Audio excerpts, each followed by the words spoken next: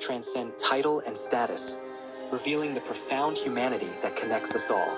In the final moments of Pope Francis's life, it wasn't world leaders or religious ceremonies that mattered most. It was a simple, heartfelt goodbye to the man who would become his guardian angel. This is the extraordinary story of friendship between one of the world's most influential spiritual leaders and his dedicated nurse, Massimiliano Strappetti. Their final moments together reveal a powerful truth about gratitude, loyalty, and what truly matters at life's end. Stay with me as we uncover this deeply moving tale that few outside the Vatican walls have ever heard, a story that will forever change how you think about life's final goodbye. The morning of April 21st, 2025, began like many others at Rome's Gemelli Hospital, quiet corridors, the methodical hum of medical equipment, and the soft shuffling of nurses changing shifts. But in one particular room, a remarkable relationship was about to reach its poignant conclusion. At 5:30 a.m., in the gentle half-light of dawn, Pope Francis lay in his hospital bed, his once vibrant frame now weakened by months battling bilateral pneumonia. His breathing was labored, his complexion pale. Yet his eyes, those famously expressive eyes that had locked with presidents and paupers alike, remained alert, focused on the man who had barely left his side for weeks. That man was Massimiliano Strappetti, a 56-year-old Italian nurse whose connection to the Pontiff went far beyond professional duty. Strappetti wasn't just any healthcare worker. With over 3 decades of experience caring for popes, his skilled hands and compassionate heart had earned him a unique place in Vatican history. But it was his relationship with Francis that would become his most profound legacy. Their journey together began in earnest 4 years earlier, in July 2021, when Pope Francis underwent emergency surgery for severe diverticulitis. The operation was complex, requiring the removal of part of his colon. Many feared for the then 84-year-old Pontiff's recovery. But through those critical days, it was Strappetti who coordinated his care with unwavering attention to detail. One afternoon during that recovery, as Strappetti adjusted the Pope's foreline, Francis caught his wrist with surprising strength. Looking directly into the nurse's eyes, he whispered words that would cement their bond. "You saved my life." Strappetti, ever humble, tried to deflect the praise, but Francis insisted. "No, you listened when others might have waited. God worked through your hands." From that moment, Francis's papacy, his choice to elevate Strappetti to the position of personal healthcare coordinator in 2022 reveals much about his values.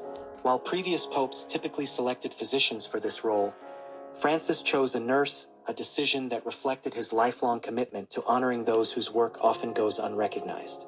In Massimiliano, Francis once said during a private audience, "I see the face of Christ the healer present not in grand gestures, but in daily acts of mercy."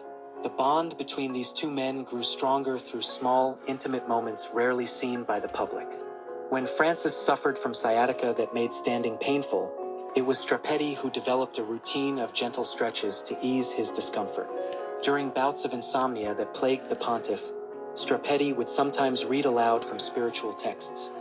His calm voice a balm for Francis's rest, particularly dangerous for someone of Francis's age and with his history of respiratory issues. What followed was a grueling 38-day hospitalization that tested both men's endurance. Through those long weeks, Strappetti maintained a near-constant vigil. Vatican sources report he often slept on a cot in the Pope's room, waking at the slightest change in Francis's breathing. He meticulously tracked medication timings, adjusted oxygen levels, monitored vital signs, and perhaps most importantly, provided the steadfast presence of a friend. "There is something sacred about watching over the sick," Strappetti once told a colleague during a rare break. "It's not just about medicine. It's about casting golden stripes across the room." The Pope seemed unusually contemplative, trembling slightly. God confessed to a fellow nurse that he felt unworthy of such trust but determined to honor it with every fiber of his being. Through late March and early April, Francis experienced what seemed like a recovery. His fever subsided, his oxygen levels improved, and doctors cautiously spoke of releasing him back to his residence at Casa Santa Marta within the Vatican. During this period, Francis and Strappetti's conversations deepened. The Pope shared memories of his childhood in Argentina, his early days as a priest, and his unexpected journey to the papacy. "I never wanted to be Pope," he confided one evening as Strapetti checked his vital signs. "But I have tried to be the Pope God wanted me to be." Strapetti treasured these conversations, recognizing them as both a privilege and a sacred trust. Though he maintained professional boundaries, their relationship had evolved into something that transcended traditional roles of caregiver and patient. By mid-April, despite medical optimism, those closest to Francis noticed subtle signs that he himself sensed his earthly journey was concluding. He asked the nurse one evening as the hospital fell quiet, "I believe it's beyond Peter's Square." His doctors strongly advised against it, concerned that the exertion could prove disastrous for his compromised lungs. It was Strapetti who found himself caught between professional caution and understanding the Pope's spiritual need, a moment of careful consideration positioned along the route. He personally modified the Pope mobile. Francis, visibly weakened but with eyes alight, raised his hand in blessing. His smile, though tired, radiated a profound serenity. Strapetti stood discreetly at the rear of the vehicle, medical bag at the ready, his eyes never leaving the Pope. To most observers, he was just another Vatican staff member, but he was in fact the only reason this final public moment was possible. Upon returning to the hospital, Francis was exhausted but fulfilled. As Strapetti helped him, time remained. The following morning, April 21st, began like many others. Strapetti arrived at his eyes. He seemed momentarily confused, widened slightly as he clearly realized what was happening to those held most dear.